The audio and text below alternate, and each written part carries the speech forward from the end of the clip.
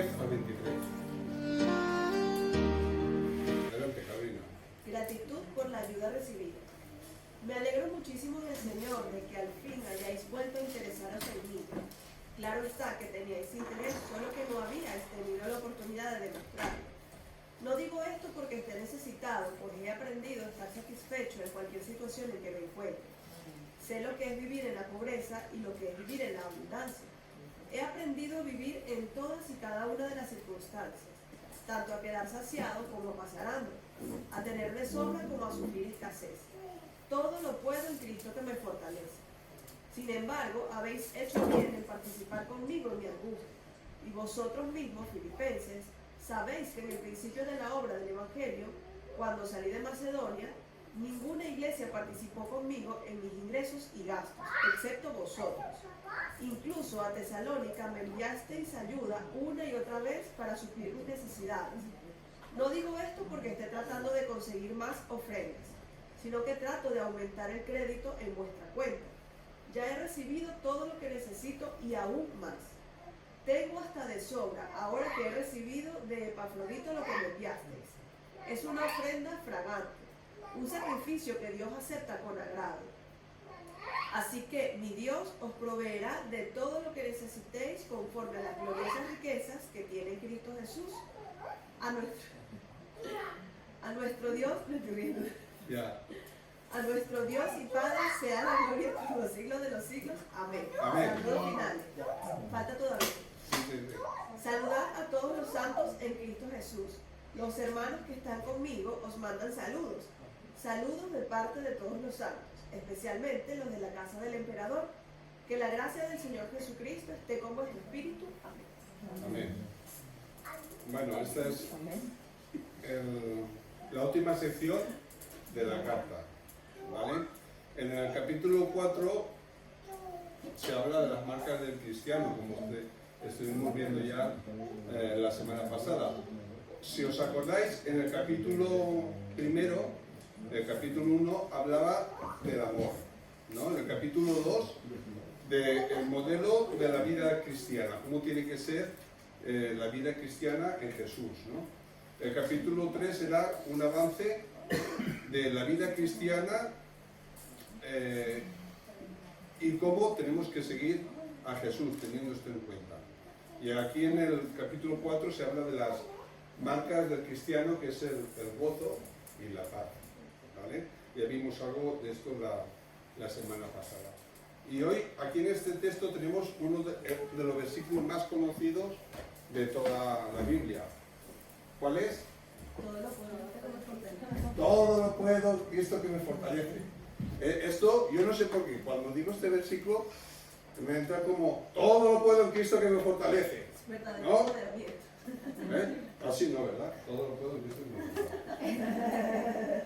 Todo lo puedo en Cristo que me fortalece. Decidlo conmigo. Todo lo puedo en Cristo que me fortalece. Bueno, vamos a matizar esto. Porque claro, hay gente que tiene este versículo como si fuera la aspirina que cura todos los males. O sea, si te deja la novia, hermano, no te preocupes. Todo lo puedes en Cristo que te fortalece. Que te va mal en el trabajo, no te preocupes. El Señor va a proveer otro trabajo. Todo lo puedes en Cristo que te fortalece. Puedes aguantar todo. Que tienes problemas de salud, no te preocupes, no te preocupes. Cristo te fortalece. Todo lo puedes. Sigue andando, ¿no? O sea, es que es como la aspirina que todo lo cura. Este versículo. ¿No os ha pasado esto a vosotros alguna vez? Que estáis así en una situación un poco y viene el hermano o la hermana con mucho amor, eso sí, porque eso se hace con cariño, ¿no? Y tú dices, ostras, es verdad, ¿no? Esto. Entonces, vamos a matizar hoy el significado que tiene esta poderosa frase de todo lo puedo en Cristo que me fortalece, ¿no? Vamos a ver, versículos 10 y 11, aprendiendo a contentarme. Ese es el título que le he puesto a estos dos versículos. Luego vamos a ver versículos 12 y 13. En Cristo lo puedo todo porque Él me fortalece, ¿no? Versículos 14 a 23 tenemos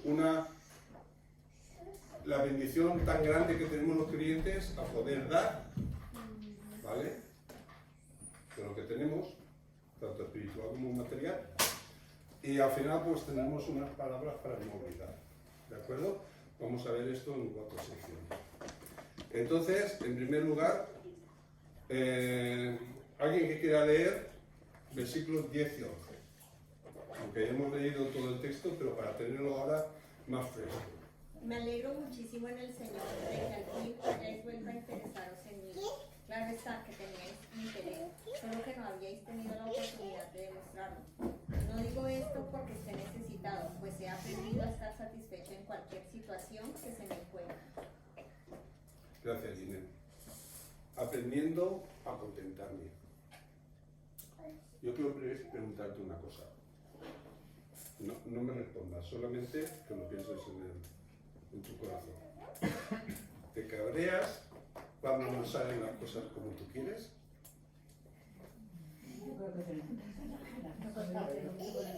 ¿Te cabreas?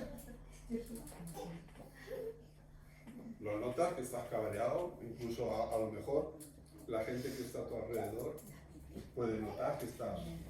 Porque no han salido las cosas como tú quieres.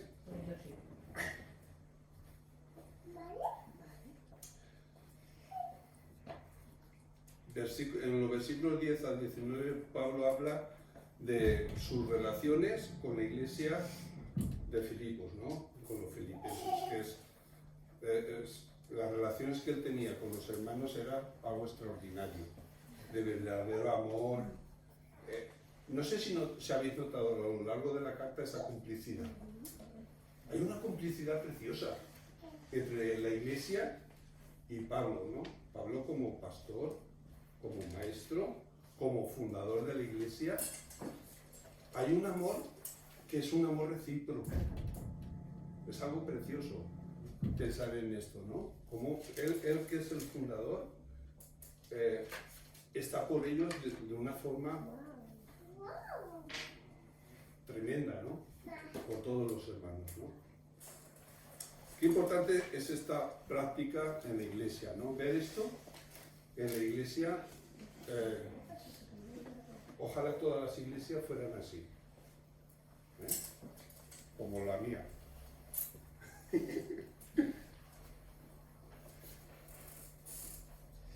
O como la de Filipos.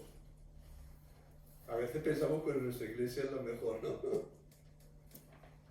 Pero vemos unos detalles en la palabra de Dios de esta relación que es algo tremendo, ¿no? Cuando un hermano está pasando una mala racha, como los demás se vuelcan para ayudarle, para estar con él. Y nos acordamos de Epafrodito, que estuvo más de un mes andando para llegar a la iglesia, para llevarle esa ofrenda de amor de los hermanos. Él mismo era la ofrenda, él mismo, porque él iba a ayudarle en todo lo que él necesitaba, pero además llevaba una ofrenda de dinero, ¿no? Para cubrir las necesidades que Pablo tenía. Fijaros que estamos hablando del contexto de lo que Pablo va a decir. ¿Pablo qué va a decir? Versículo 13, todo lo puedo en Cristo que me fortalece.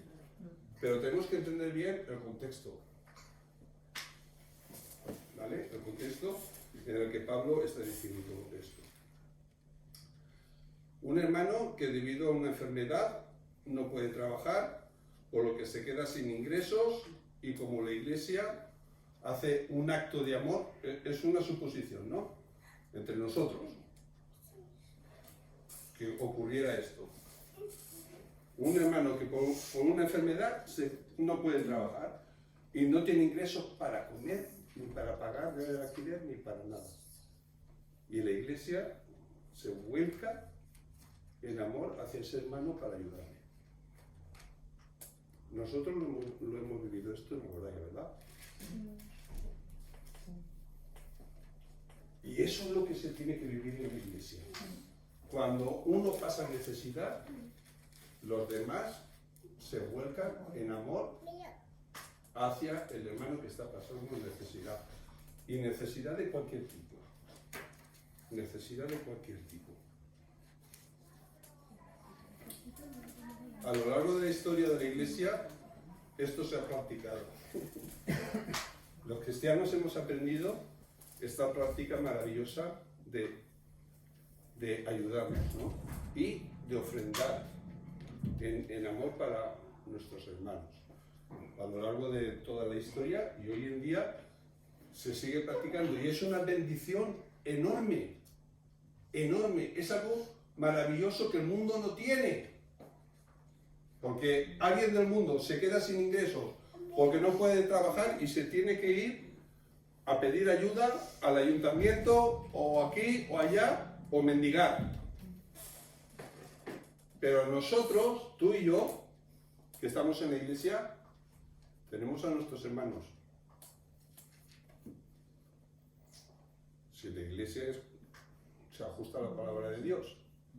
Otra cosa que a veces también ocurre, ¿no? Que hay una necesidad y los hermanos pues pasan de largo. Pero si la iglesia tiene un corazón de Dios, la iglesia se volcará para ayudar, ¿no? Yo digo que son ofrendas de amor. Siempre, no sé por qué, pero ya hace muchos años, que siempre me gusta poner el apellido, ofrenda de amor, porque una ofrenda sin amor no es nada, no sirve de nada, aunque sea mucho dinero. Tiene que ser ofrenda por amor al hermano o a la causa con la que nosotros estemos colaborando, ¿no? Dice que Pablo se goza de todo esto, tiene contentamiento y después de haber pasado un periodo de tiempo de escasez, y Pablo cuando habla de escasez no significa que le llega justo para llegar a final de mes, no. Cuando Pablo habla de escasez es que no tenía suficiente para comer. Entonces ha pasado por una situación tremenda. Y es en ese contexto que recibe la ofrenda de los hermanos de los filipenses, ¿no? Bueno, yo creo que no quiere que pensemos que, bueno, la idea, ¿no? De que si vemos la reacción de Pablo delante de esto, él no quiere dar pena ni se está quejando de la situación. Simplemente está exponiendo los hechos tal y como, ¿no? Y él dice que él había aprendido a contentarse, tuviera poco o tuviera mucho. Y ahora mi pregunta es, Paco, llevas muchos años en las cosas de Dios, siguiendo al Señor, en la iglesia. Me convertí cuando tenía 18 años y ahora tengo 60. Toda la vida en las cosas de Dios. Y yo he aprendido a contentarme realmente en medio de las situaciones. Y esto es una pregunta que tenemos que hacernos todos, los que aquí estamos. Porque es una de las enseñanzas preciosas de Filipenses. Cada uno mirándose interiormente, ¿no? Yo he aprendido a contentarme, tenga mucho o tenga poco, y ya no solo hablo de situaciones materiales, de tener dinero, también en otro tipo de situaciones, ¿no? Porque lo que os faltó, dice el apóstol Pablo, no fue nunca la solicitud, sino la posibilidad de mostrarla, ¿no? Ese amor, ¿no? No lo habían podido hacer antes, aunque ellos sabían que el apóstol Pablo no tenía bastante para comer, pero en su corazón estaba el deseo de hacerlo, pero no habían tenido oportunidad. de hacerlo, ¿no?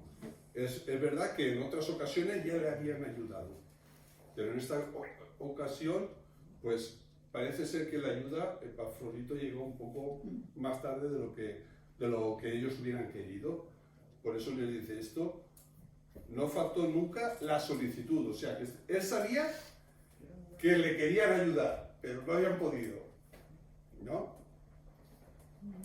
Dice el versículo 11, no digo esto porque esté necesitado, pues he aprendido a estar satisfecho en cualquier situación en que me encuentre. He aprendido a estar satisfecho. Ostras, esto es muy fuerte. Estar satisfecho en cualquier situación. Bueno, esto lo dice un hombre que ha pasado por situaciones verdaderamente difíciles, ¿no?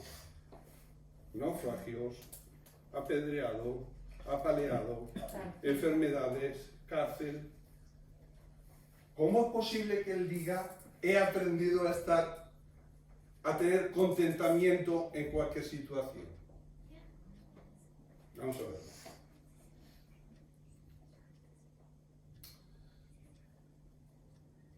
Un versículo que me he inventado, ¿vale? No lo añadáis a la Biblia, pero surge de la palabra de Dios, ¿no? Paco habla hoy. ¿Eh? Sí, no lo quería decir en el libro. Dice, bienaventurados seréis cuando aprendamos a llevar la cabeza bien alta, aunque tengamos el estómago vacío. Paco habla hoy. Bienaventurados seréis cuando aprendamos a llevar la cabeza bien alta, aunque tengamos el estómago vacío, o aunque sintamos que nuestro corazón está vacío, por circunstancias que nos han pasado, o cuando haya dolor en nuestro corazón. Bienaventurado serás si a pesar de las circunstancias has aprendido a contentarte de la forma que lo hacía el apóstol Pablo, y a vivir en ese contentamiento, ¿no? En esa paz que viene de Dios.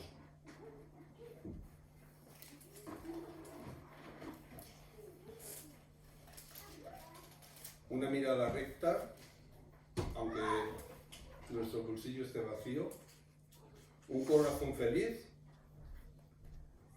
con un salario no pagado, o cuando tenéis gozo en el Señor, aunque alguien te haya sido infiel, ¿no? Contentamiento.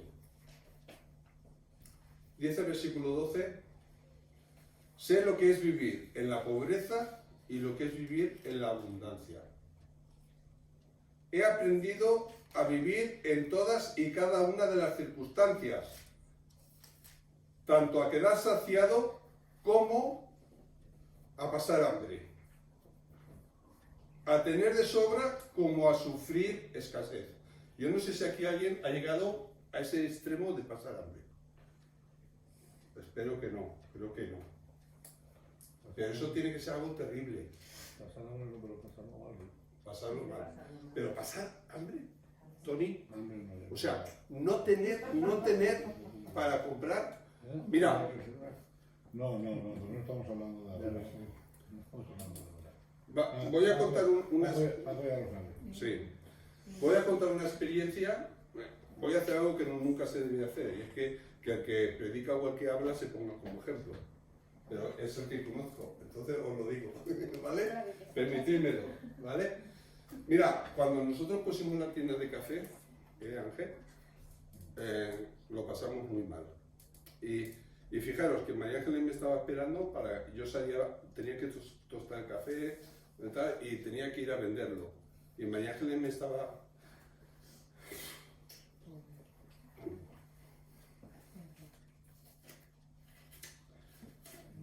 Perdonad. María Ángeles me estaba esperando que trajera yo el dinero para ella ir a comprar. Eso lo hemos vivido nosotros también, y aparte mi padre y mi madre nos han contado muchas veces esperando por la noche mi madre para darnos la leche a nosotros, pequeños, esperando que me viniera mi padre con un sueldo, trabajando hasta las 12 de la noche de allí, en las escuelas de la Salle de ahí de campamento, para poder ir mi madre a comprar, para poder darnos algo de comer. Sí, nuestros padres Eso devolvimos. aún lo pasaron muy mal, ¿no? Nuestros padres tuvieron que luchar mucho más que nosotros. Mucho más. Bueno, nosotros fue una pequeña racha que pasó y pasó. Pero, vamos a ver, es que en esa situación, y lo he querido poner como ejemplo porque en esa situación, qué reto más grande, ¿no? Tener contentamiento. Sí. Es que hay que estar muy pegado a Dios para en esas situaciones tener contentamiento, ¿no? Como tuvo el apóstol Pablo. Claro, Pablo pasó por la escuela de la vida y todo lo que le pasó, él aprendió contentamiento. Es verdad, Dios dice que todo lo que nos pasa es para nuestro bien. Amén, es verdad. Eso fue todo lo que Pablo pasó, todas las vicisitudes, sirviendo al Señor, fue para su bien. Y no solo para el bien de Él, sino también para nuestro bien. Para nuestro bien. Para que nosotros aprendamos. Y cuando estemos en esa situación, sepamos a dónde acogernos. ¿Tú te puedes imaginar la fe de esa persona cuando ya no tiene nada, no tiene ni para comer, de seguir siendo y confiando en el Señor? Porque todos los creyentes no pasan. Cuando pasa un momento de eso, se olvidan a veces y protestan y reclaman y él sigue por En el su... corazón. Fíjate, dice que Pablo había aprendido a vivir en la escasez y en la abundancia. Pero dice que aprendió. Aprendió. Aprendió. O Porque sea, tú- quizás en un principio no lo tenía. Claro. Tuvo que pasarlo para poder desarrollarlo. Igual que nosotros. Igual que nosotros. Nosotros también tenemos que aprender y pasar por esas situaciones que a veces nos parece que son el fin del mundo, que te vas a quedar sin comer, ¿no? Y no es así. Y tiene que tener esa confianza en Dios, que Dios va a proveer. Él lo aprendió. Y tú sabes lo que pasa, que cuando a ti te pasa eso que te pasó, igual que me pasó a mí con mis padres, cuando tus hijos, igual que nosotros, podemos ya aguantar situaciones malas y situaciones mejores, ¿me entiendes? Las situaciones malas las soportamos de mejor manera, ¿no? Sí. Porque creo que es... Ahora, en esto que estamos hablando, qué importante es una iglesia donde realmente haya amor verdadero con los hermanos y viendo una necesidad, se vuelquen para ayudar. Esa es la iglesia de Jesucristo. Una iglesia que se vuelca en amor hacia los demás. Pasen por la necesidad que sea. Que no rechazan a nadie, que no pasan de largo. ¿No? Sí. Que se... Pero a veces, lamentablemente, el ser humano tiene que llegar a esos puntos para saber las personas que tienes a tu alrededor. En un matrimonio, cuando una persona, por ejemplo, mi amigo ahora está con ese problema. Su mujer se casó de segunda. Vivieron muy bien los dos. La mujer se casó, le ayudó, esto y tal y cual, le hizo falta. Ahora resulta que él tiene ese problema y la mujer lo ha dejado. Y se tiene que ir a vivir en un piso con su hijo y en la casa vive ella y él está viviendo en el piso de su hermana. Es decir, yo, que en toda la vida, a mí me demostró también la historia, en lo que estaba diciendo ahora, me mostró también las personas. Yo también estaba en una iglesia, estaba en un momento súper crítico que íbamos a coger el billete con lo poco que nos quedaba para irnos a Ecuador y dedicarme yo a lo que fuera, porque ya no nos quedaba otra oportunidad. Y también me vieron, me propusieron y muchos me dieron la espalda y otros no puede ser, es que no da tal, es que tiene, que tengo este problema, que tengo el otro. Y el único, lo diré siempre de boca bien alta, que me hizo una mano que usted. Señor.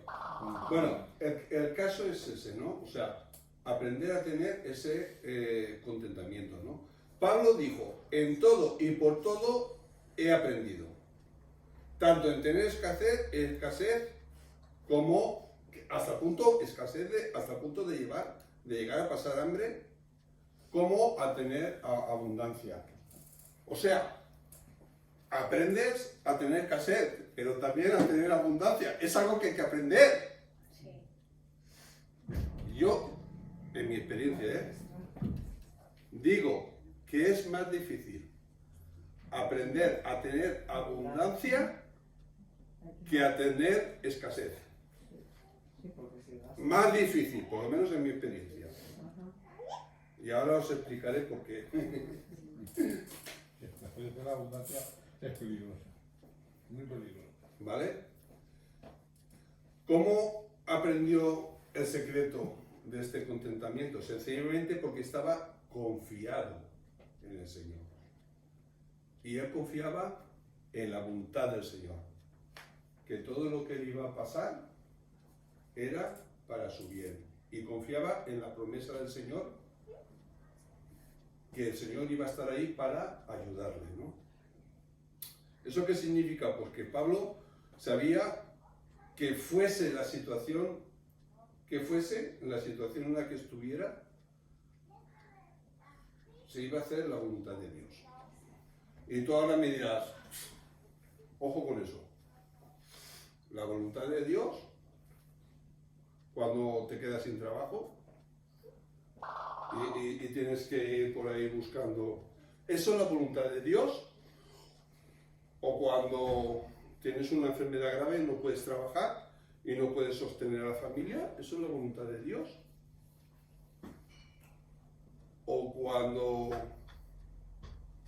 tienes una decepción con alguien de la familia y coges un disgusto que casi te mueres, que casi te da un infarto, ¿no? ¿Eso es la voluntad de Dios? ¿Qué pensáis? Yo pienso que hay que tener mucho cuidado porque la palabra dice que no podemos usar el nombre del Señor en vano. Y tenemos que entender que hay muchas cosas que suceden, no porque sea la voluntad de Dios, sino porque tenemos libre albedrío. Y las personas que están a nuestro alrededor también tienen libre albedrío para tomar decisiones que nos pueden afectar a nosotros. Total. Y puede que no sea la voluntad del Señor, pero el Señor es Señor.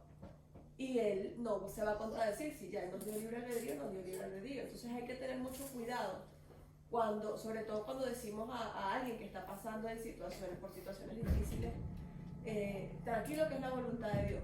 O Dios sabe por qué pasa. O ese tipo de expresiones, porque pueden herir mucho a las personas. Bueno, herir en cierto punto. Sí, Pero A ti o a mí, a que sea, se muere un familiar muy cercano y tal, normalmente esa palabra se suele decir. Se suele decir por alivio, por tal. El Señor pero no, tú no sabes si estás el Señor hiriendo la ha ese buscado, corazón. esta persona era para el Señor, el Señor la ha reclamado, el Señor. Claro, Pero es porque- delicado, pero porque nosotros realmente no tenemos la certeza de que esa sea la voluntad del Señor.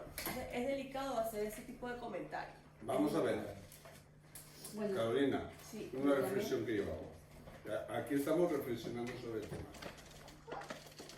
Si yo paso por esa necesidad tan extrema, ¿no es la voluntad de Dios o es la voluntad de Dios?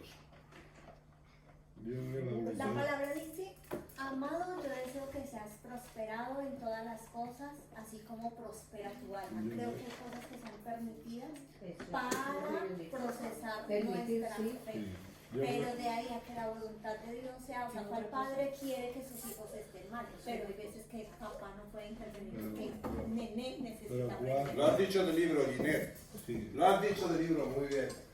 Quiere decir, ¿sabéis cómo lo llamo yo en una frase a esto? La voluntad permisiva de Dios. Total. Dios permite a veces. Permite. Y si Él lo permite, ¿por qué podría decir no permitirlo? Él es soberano, ¿no? ¿Estáis conmigo o no? Es que si no pensáramos que lo permite, no pensaríamos con él. A veces Dios lo permite. Ahora, una cosa tienes que saber. Todo nos ayuda bien a los creyentes. Y si lo permite, es porque va a ser para tu bien. Pero estoy de acuerdo con lo que dice Carolina, porque he visto también en muchas, bueno, creo que todos hemos visto en nuestro recorrido en nuestro caminar cristiano, como hay veces que las cosas sí son voluntad de Dios y tú tienes la certeza de que era voluntad de Dios, pero Dios no puede coaccionar la voluntad de los demás. Entonces hay cosas que no van a depender completamente de Dios, sino van a depender también de nosotros y de los de cerca.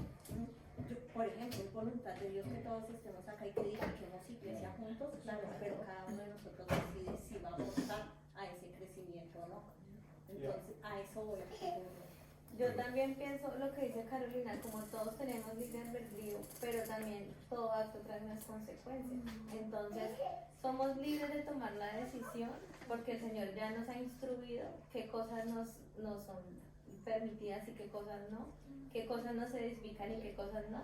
Y ya nosotros tomamos la decisión y si obramos mal o actuamos mal, pues todo va a tener una consecuencia. Entonces dime una cosa, Lady. El Señor no dice en su palabra que no nos vendrá ninguna tentación que no podamos resistir. ¿No dice?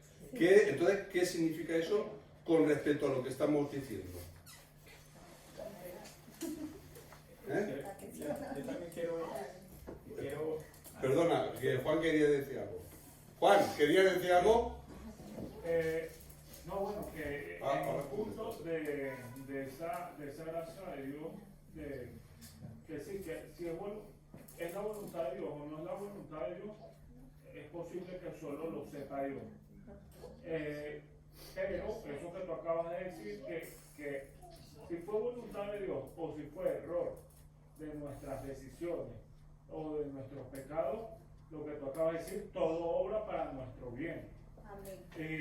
Y eso es lo bonito. Entonces, ahora, hay dos tipos de voluntades de Dios: la voluntad revelada y la voluntad personal de Dios para nuestras vidas. La voluntad revelada está escrita clarito y raspado en la Biblia. Y si uno busca primero la voluntad revelada de Dios, que está en la Biblia, todo obra para el bien del Señor. Y una de las primeras voluntades reveladas de Dios es: estáis siempre gozosos, no apaguéis el espíritu, no rechacéis la profecía. Y cuando hablamos de profecía no estamos hablando de predicción al futuro, porque a veces queremos machacarnos la cabeza y gastar todas nuestras energías en predicción del futuro. Cuando hablan no rechacéis la profecía, y no rechacen la palabra inspirada por Dios, que puedan escuchar. Entonces es una de las primeras voluntades reveladas de Dios: es estar siempre gozosos, no apaguéis el espíritu que vive dentro de ti, no rechaces la profecía, persevera en la prueba y mantente en oración. Y por último, para cerrar, si fuera voluntad o no, el diablo le pide permiso a Dios para hacer estragos. Lo vemos en el libro de Job. En el libro de Job, el diablo le pidió permiso a Dios para afectar a Job. Pero ¿sabía Job que era su voluntad? No sabemos. Llegaron los tres amigos y hicieron un círculo. No, que hiciste esto. O sea, al final eso son cosas que quedan ahí, pero todo es para el bien de los que aman a Dios. Pero fue la voluntad de Dios. Sí, pero lo sabemos ya como que en backstage. Claro. Yo y los tres amigos no. ¿Querías comentar algo, Diego? Sí. Es que también en el libro de Eclesiastés hay unos textos muy, muy fuertes, pero que dan respuesta clara a esto. Y dice, por ejemplo, Eclesiastés 7:14, dice: cuando te vengan buenos tiempos, disfrútalos, pero cuando te lleguen los malos, piensa que unos y otros son obra de Dios, y que el hombre nunca sabe con qué habrá de encontrarse después. O sea, y es fuerte porque dice: pero cuando lleguen los malos, piensa que unos y otros son obra de Dios. Entonces, uno dice: pero ¿cómo así que Dios está obrando? O sea, una obra de Dios es que me vaya pronto mal, o sea, que yo pase por un mal momento. Entonces es ahí cuando tenemos que entender el por qué, y lo dijo ahorita Juan lo dijo. O sea, esas pruebas que tenemos que ir superando para el bien de nosotros, ¿no? Y yo creo que los malos tiempos son pruebas. Sí, perdona Tony, que Carolina quería... Sí, una cosa que quería comentar, que bueno, nosotros la hemos vivido en carne propia y me parece importante compartirlo. Es que muchas veces, cuando nos ponemos a ver si una situación es voluntad del Señor o no, o queremos, o sea, estamos orando por alguna cosa en particular, y nos come mucho la cabeza, nos genera ansiedad, entonces una de las cosas que hemos hecho es reflexionar en lo que conocemos de la palabra y decimos, ya va, pero es que esto alineado a la palabra, ¿lo podemos hacer o no? Bueno, es obvio que no, o es obvio que sí. Entonces hay muchas cosas por las que ni siquiera tenemos que orar o angustiarnos, porque si conocemos la palabra del Señor, y es a lo que quería hacer referencia, que Juan dijo, hay una voluntad ya, es importante conocer la palabra del Señor, porque ese es el filtro que nos va a permitir tomar una decisión acertada con lo que el Señor quiere para nosotros, porque finalmente su manual es para que vivamos en su voluntad, para que vivamos dentro del paraguas de su cobertura. Nosotros tenemos que hacer lo contrario, cuando la voluntad de Él más nos presione, es cuando más tenemos que leer y depender de Él, para que veamos que somos fieles y seguimos aún más esos aún en el momento más que estamos pasando. Diego. Algo que también me gustaría añadir es que yo quiero, pues que todos se hagan la pregunta. O sea, todos hemos pasado por momentos complicados, ¿no? Y yo quiero que se hagan la pregunta a cada uno, si haciendo retrospectiva hacia atrás, ¿no? Y vemos qué pasó con ese problema ahora. Nos vamos a dar cuenta que muchas de esas cosas que antes pensamos que, hemos dicho, que estábamos en las últimas, que no podíamos, hoy ya las hemos superado, ¿no? Y a eso va todo. O sea, hemos aprendido muchas cosas. O sea, yo he pasado por problemas, por todo, pero si me pongo a pensar en el hoy, me doy cuenta que eso que antes para mí fue un problema o algo, ya lo solucioné, o ya estoy saliendo de ese problema, digamos. Entonces al final veo que Dios ha estado ahí y he aprendido la lección. A veces un poquito dolorosa, pero la he superado. Gracias, Diego. Bueno, yo sé que todos estamos de acuerdo, pero he planteado la cosa para que reflexionemos, ¿no? Porque realmente es importante. Mira, yo no soy profeta, ¿vale? Pero yo tengo muy claro lo que Dios quiere para mí. Dios quiere mi bien, mi felicidad, que tenga cosas en abundancia, materiales y espirituales. Dios quiere lo mejor, cosas que ni siquiera me puedo ni imaginar.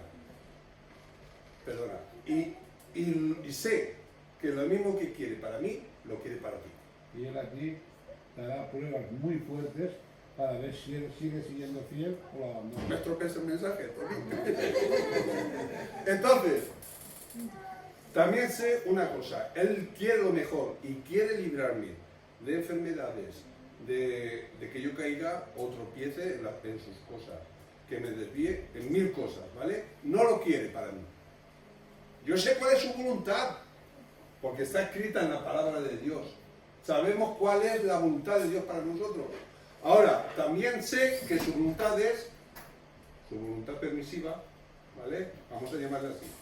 Voluntad permisiva, que a veces pase por situaciones, como dice Tony, para fortalecerme, para que pueda aprender y para que pueda ser más feliz en este mundo y mejor persona, y mejor cristiano. Dios lo va a permitir. Teniendo todo eso en cuenta, podemos decir que todo está bajo la voluntad de Dios.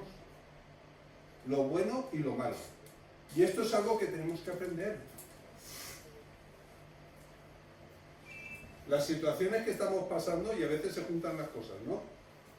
Es para nuestro bien, para que reaccionemos, para que lo superemos. Y Él va a estar a nuestro lado para ayudarnos a superar todas esas cosas. Y cuando no tengamos fuerzas, Él va a hacer el milagro. Pero tenemos que creerlo. Tenemos que creerlo. ¿Vale? Pablo decía, sí, Padre, todas estas cosas sí, porque a ti te agradan. Y a mí me recuerda esta expresión también, que era algo que el Señor Jesús también decía, ¿no? Contando con la voluntad del Padre, ¿no? Sí, porque a ti te agrada. ¿Vosotros pensáis que Dios, el Padre, quería que su Hijo Jesús muriera en una cruz?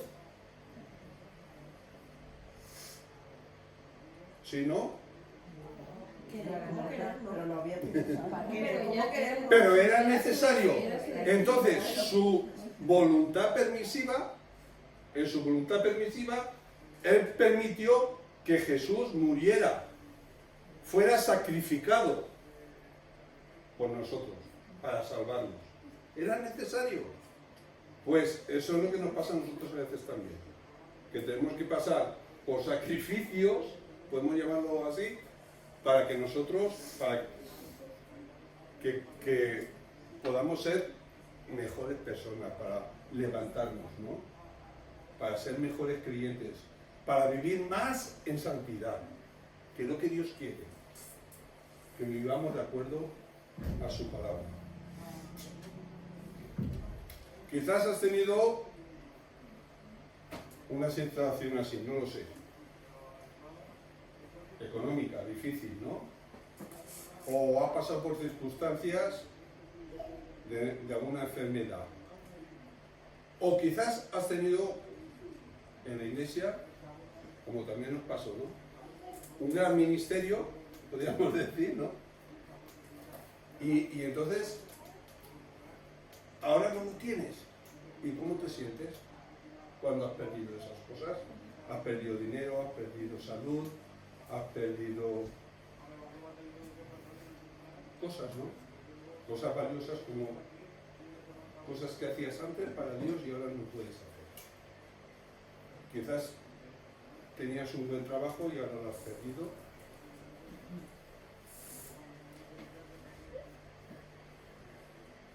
Mira, os voy a decir una cosa. A veces también el Señor nos cambia de ministerio o nos cambia de iglesia para ser mejores personas y mejores creyentes. Y eso lo hemos vivido también nosotros. Y uno, cuando está en esa situación, dice, madre mía, qué negro, estoy en lo más profundo del pozo. Y si encima se juntan problemas de salud, problemas familiares, problemas de trabajo, ya dice, esto es acabose, Señor, ven pronto y llévame ya, porque, ¿vale? Es tremendo. Pero el Señor incluso hace esas cosas para que nosotros podamos desarrollar en su plenitud nuestros dones en un sitio, en un ámbito donde lo vamos a poder hacer y vamos a poder ser de mucha más bendición a mucha más gente. Dios lo hace. Y a lo mejor el Señor te sacó y echa de menos un ministerio que tenías en Colombia, lo que hacías con los hermanos, llevándoles mercados, haciendo cosas, ¿no? Y lo echas de menos y dices, ostras, si pudiera volver allí, ¿no? Pero el Señor permitió eso para que tú pudieras venir aquí y pudieras desarrollar tus dones y pudieras ser de bendición para muchas cosas, para muchas personas, porque todo lo que nos pasa es para nuestro bien. Y esto también tenemos que aprenderlo, porque esto es lo que nos va a dar contentamiento en cualquier situación. Todo lo que nos pasa es para nuestro bien. Todo lo puedo en Cristo que me fortalece, dice Pablo en el capítulo, en el versículo 13. Y él lo está diciendo en este contexto, en el contexto de tener poco o tener mucho.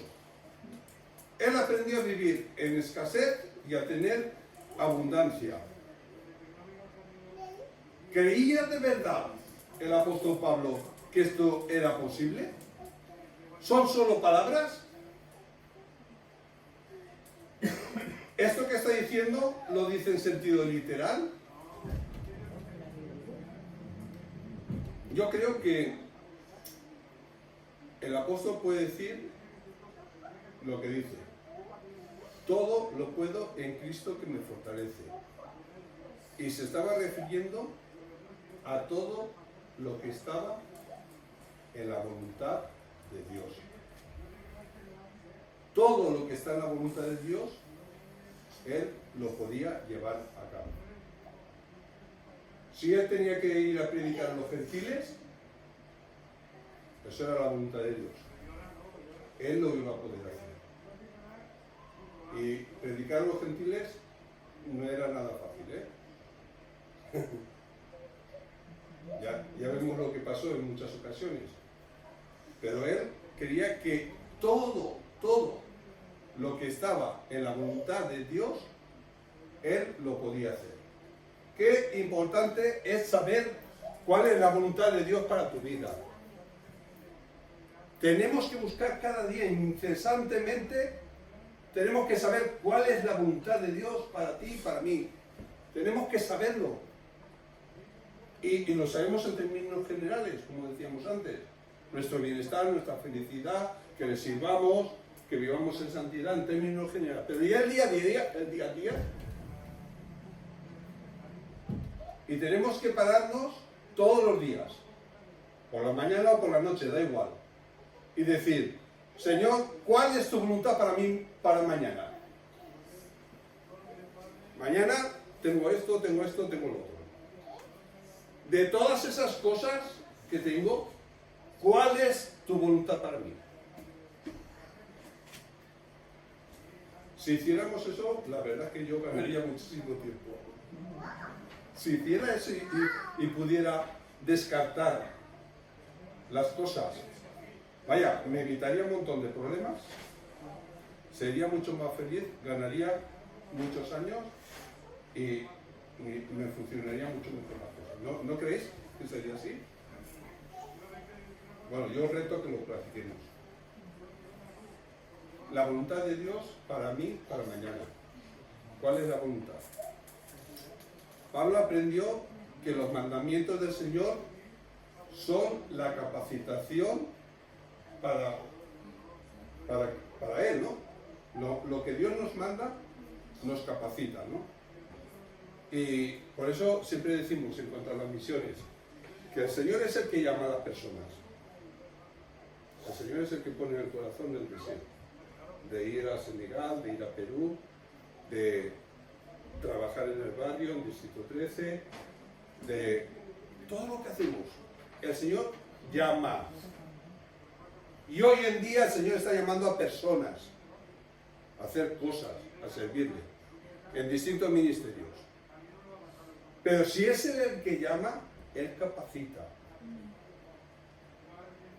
Llama, capacita y envía. Cuando eso sucede, es cuando uno puede decir, todo lo puedo en Cristo que me fortalece.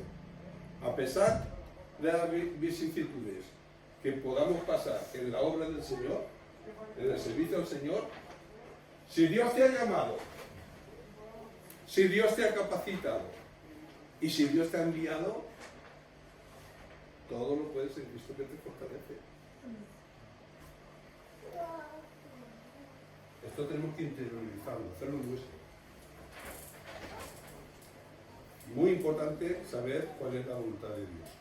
¿Alguien puede leer versículos 14 al 16? Estamos ya terminando, ¿eh?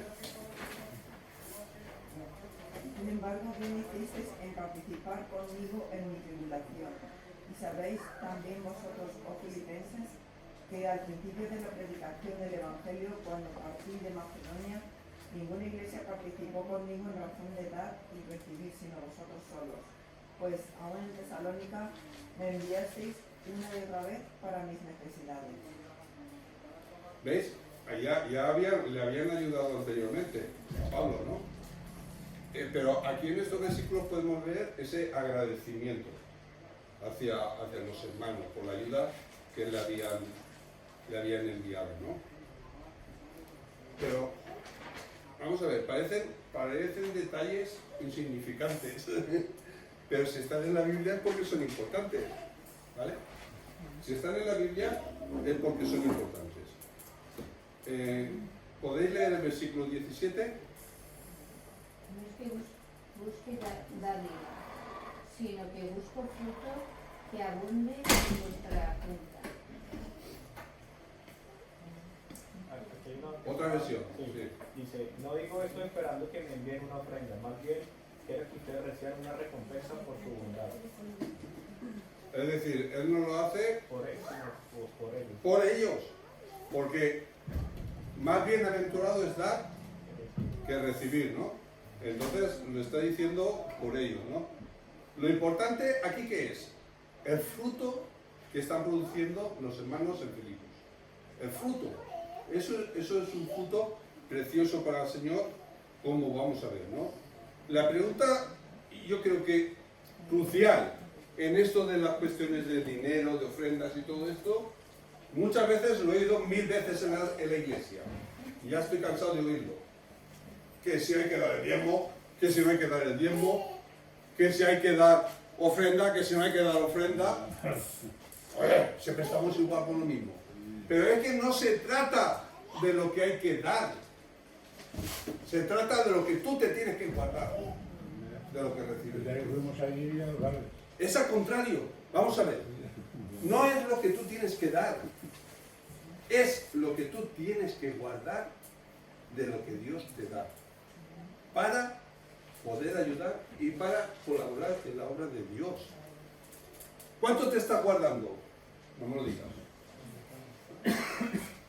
¿Cuánto estás dando? Eso no es lo importante. Si el diezmo, el 20%, el 50%, eso no es importante. Lo importante es lo que tú, de todo lo que recibes el Señor, lo guardas para ti. Y así es como nos tenemos que plantear esto. Porque lo que no es necesario, con eso puedo ser de bendición a mis hermanos y puedo colaborar en la obra del Señor. Mirad si esto es importante, porque dice, Hudson Taylor dijo, lo que debemos temer en gran manera no es la insuficiencia de fondos, sino demasiados fondos no consagrados al Señor. Por eso antes os decía que es más difícil tener en abundancia que tener escasez. Porque si tenemos fondos que no están consagrados a Dios, eso pues es un problema para nosotros. Si tenemos muchos fondos y los consagramos para Dios, eso es una bendición.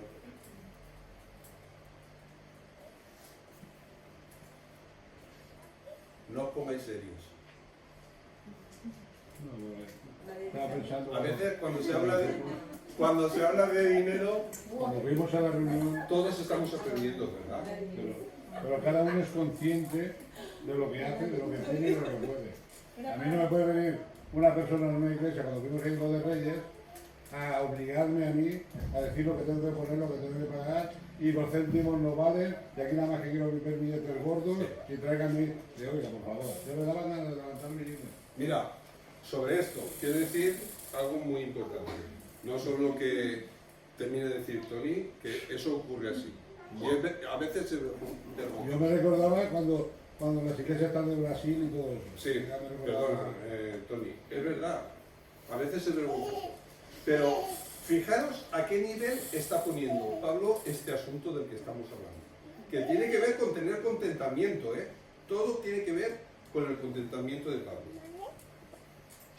Dice, olor fragante, sacrificio, acepto, agradable a Dios. Casi nada. La ofrenda que él recibió, la ofrenda que podemos dar en la iglesia para ayudar es olor fragante a Dios, sacrificio acepto, agradable a Dios. Y solo hay un momento, una persona de la que se diga esto. ¿De quién se dice esto? Que es un sacrificio, fue un sacrificio, una ofrenda, un sacrificio aceptado por el Padre, agradable a Dios. de nuestro Señor Jesús. Fijaros a qué nivel está elevando la ofrenda.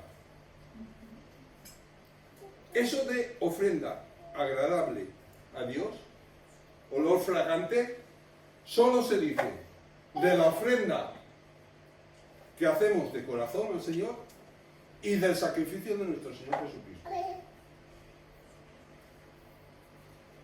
¿Cómo te has quedado? Yo me quedo de piedra con esto, de verdad te lo digo. Qué importante es esto, poder ofrendar, ¿no? Para el bienestar de los hermanos. Efesios 5:2 dice, andad en amor, como también Cristo nos amó y se entregó a sí mismo por nosotros, ofrenda y sacrificio a Dios en olor fragante. ¿Puedo contar un testimonio chiquito? Sí. Pero poderoso? Estábamos pastoreando la iglesia en Colombia y con Manuelita habíamos quedado las 2 horas prácticamente después de un sacudón, éramos como 70 y quedamos prácticamente ella y yo. Y una familia que fueron los que murieron, que era el grupo de alabanza. Y este chino definitivamente es que no era de esta tierra, porque Cristian llevaba como un año sin trabajo, pasaba hojas de vida y nada. Afortunadamente la esposa tenía muy buen trabajo, pero pues para él como hombre no era cómodo. Y consiguió trabajo por fin. ¿Saben qué hizo con su primer salario? Dios me lo ofrendó todo. O sea, no dejó para él 50 centavos, no dejó nada para él. Todo lo ofrendó para que compráramos equipo y volviéramos a crecer como iglesia. A mí eso me voló la tapa de los sesos literal, porque yo sí he sido muy juiciosa con mis ofrendas y mis diezmos, pero no a ese nivel. No al nivel de decir mis primicias. Ahora sí. Ya mis primeros frutos son del Señor. Pero creo que eso, no hay nada más bonito que enseñar con testimonio, me lo enseñó mi discípulo. De ahí aprendí también eso. Y la palabra de Dios dice, cada quien dé como propuso en su corazón, no por necesidad ni por, ¿cómo? Bueno, Y por obligación, sí. Gracias, Inés. Fijaros en el contexto en el que se está diciendo esto, ¿eh? De la ofrenda de amor para los hermanos que están necesitados, ¿eh? No para el jet del pastor, ni para el Mercedes que lleva el pastor, o para cosas, ¿me entendéis, no? ¿Vale? ¿Estamos de acuerdo? Ese es en ese contexto de ayudar y que nadie pase necesidad en la iglesia, ¿vale? Ahora, fijaros al nivel que lo eleva esto el apóstol Pablo. Es decir, que Dios recibe tu ofrenda como un sacrificio, como si hubieras hecho un sacrificio al Señor, ¿no?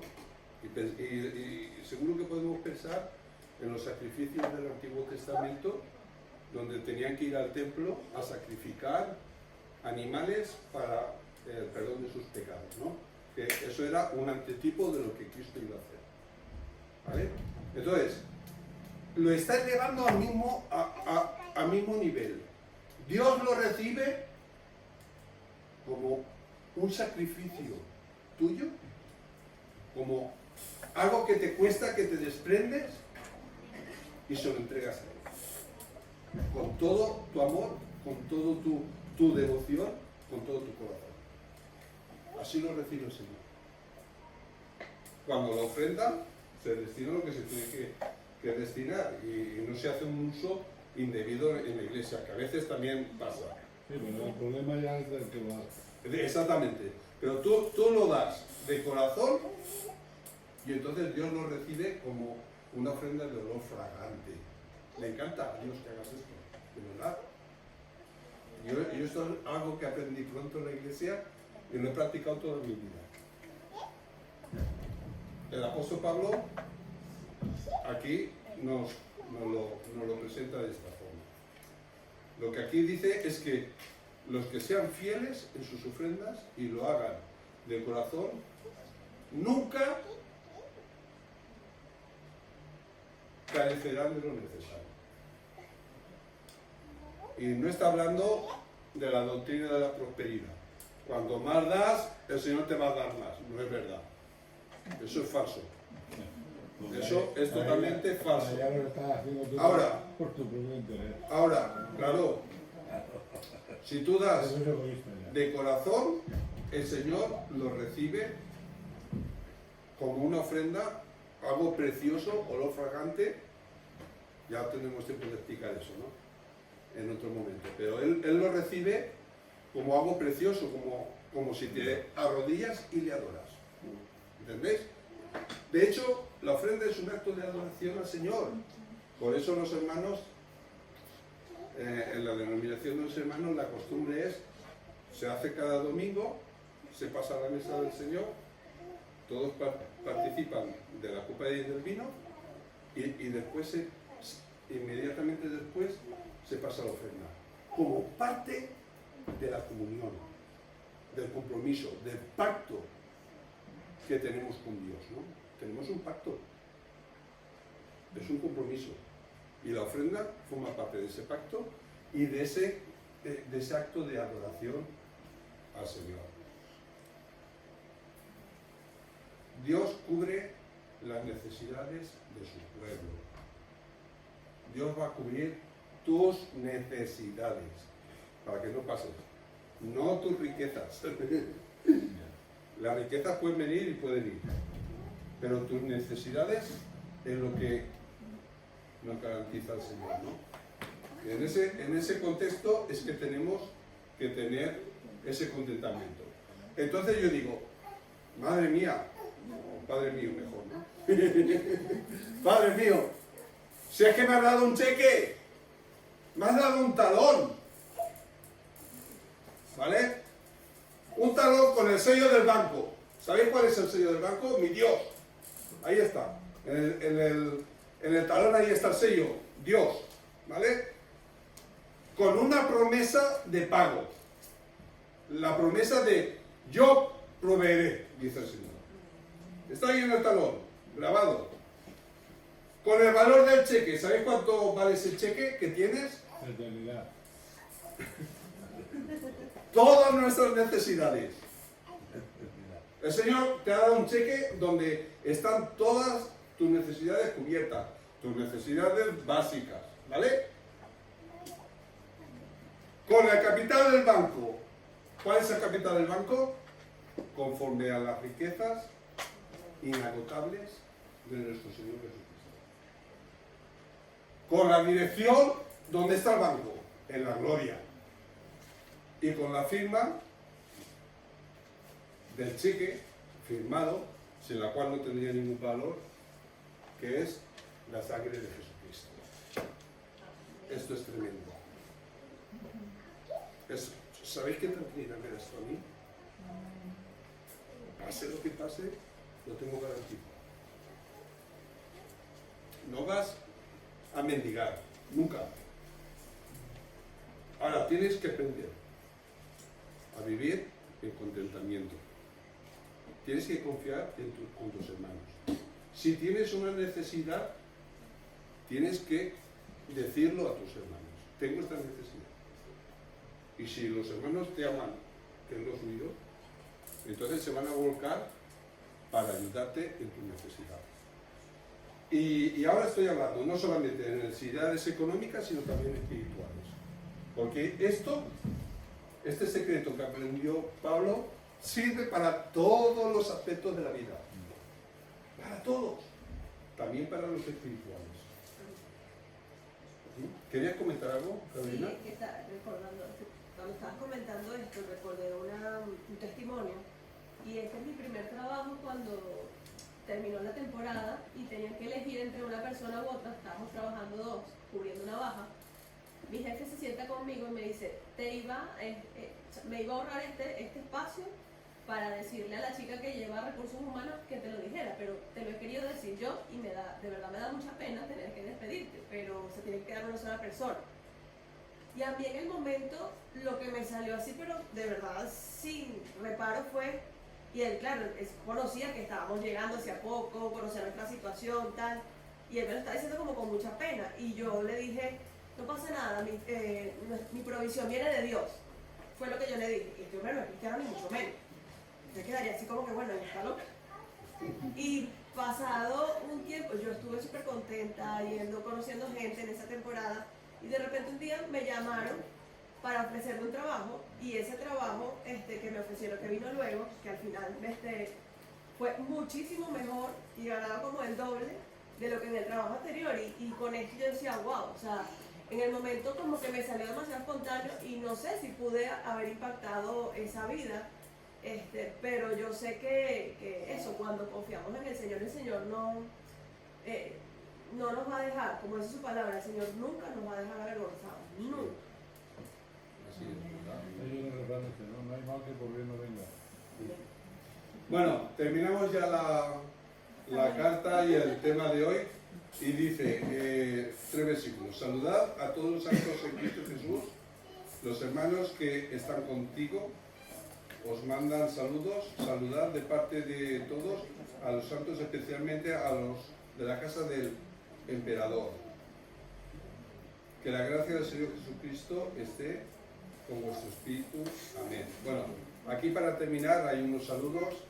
¿Quién era esto de la casa del emperador? La casa del César, la casa de Nerón, ¿no? Fijaros hasta dónde había llegado el testimonio. Sí, Nerón era el César en ese momento, ¿no? Hasta dónde había llegado el evangelio, ¿no? Podrían ser, no sabemos exactamente porque no se dice, soldados que estuvieron custodiando a Pablo, o podían ser sirvientes, no lo sabemos. Pero hasta allí, hasta lo más alto, la casa del César, hasta allí hubieron conversiones.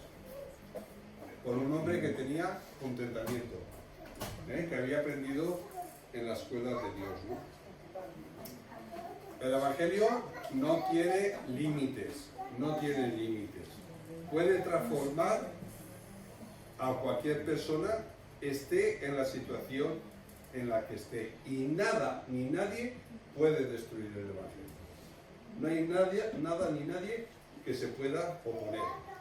Y ya terminamos, dice el versículo 23, es un versículo en el que el apóstol Pablo se despide. Es habitual, ¿no?, en su despedida, que él diga esto, que la gracia, pero lo decía de todo el corazón, aunque se repita en otras cartas, ¿no?, que la gracia del Señor Jesucristo esté con vuestro espíritu. Y esto es lo que yo quiero también para cada uno de vosotros. Que la gracia de Dios esté en vuestro corazón, para ayudaros, guiaros, consolaros,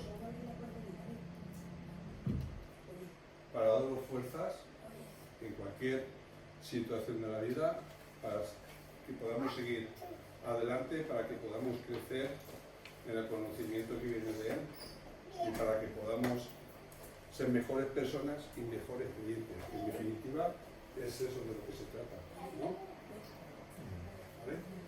Alguien quiere orar y dar gracias al Señor por esto, que nos ayude a interiorizarlo y a practicarlo cada día de nuestra vida. Alguien que quiera libremente orar.